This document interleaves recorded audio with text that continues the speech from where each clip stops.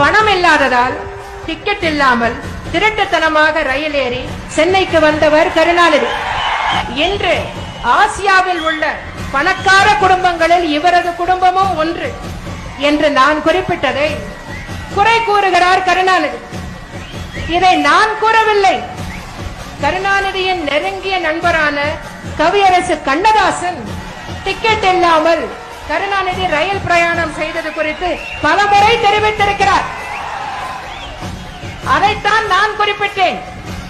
கவியரசு கண்ணதாசன் அவர்களால் எழுதப்பட்ட வனவாசம் புத்தகம் 50 ஆண்டுகளுக்கு முன்பு வெளியிடப்பட்டது. இதுவரை 30க்கும் மேற்பட்ட பதிப்புகள் வெளியாகிவிட்டன. இதில் முதலமைச்சர் கருணாநிதி பற்றிய பல சுவாரஸ்யமான தகவல்கள் இடம்பெற்றிருக்கின்றன. கவியரசு கண்ணதாசன் உயிருடன் இருக்கும் போதே இதை ஒரு முறை அல்ல பல முறை படித்திருப்பார்.